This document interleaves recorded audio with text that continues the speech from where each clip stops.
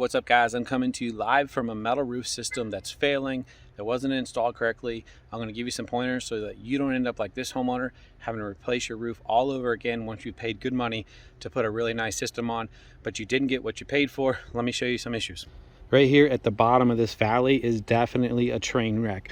So typically this panel here should run underneath this valley and it should dump onto it, and then this panel over here should come down to here. So all the water that runs down this valley goes up inside of here behind this piece of trim here.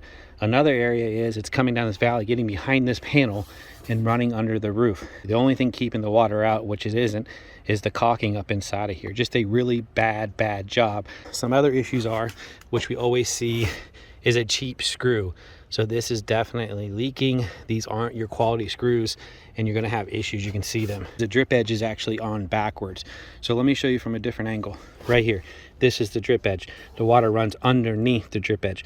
Roofing 101, water runs downhill. So this should be under the panel. One of the #1 issues here, there was no permit pulled. So this roof isn't even a new roof considered to the city, the county, to your insurance. This is actually an old roof system that's gonna have to be replaced anyways.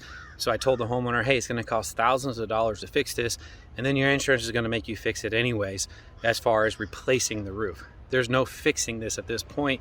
You gotta replace the roof and pay again. So this wasn't the cheaper option to go with the cheaper guy. It's actually gonna cost you double.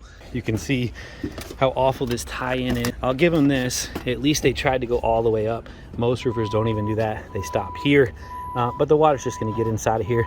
We see this all the time. This is why it's really important to hire a good roofer. So here is a bathroom pipe, or what is supposed to be, which it's a galvanized pipe inside, and it was actually short, so they added a little piece of metal, and this is not how you do this. It's not gonna work.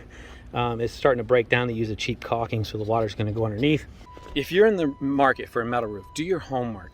Find somebody that you trust. This is one of the #1 things we see in roofing is everybody wants metal, and then they pay somebody and they get this crap. The next thing is they didn't remove the roof underneath. So they've got 2 roofs on here that now they both have to come off and be replaced. I would never put a metal roof system over an existing roof. I have not seen that be successful, but I also would always have a high temp peel stick underneath, and I guarantee you that isn't underneath this neither, because they didn't do anything else right. Why would they do that one part right? So guys, if you're in the roof market for a metal roof, do your homework, check out somebody who knows what they're doing, maybe somebody that's passionate about what they're doing. And that's a good start, so you don't end up like this homeowner.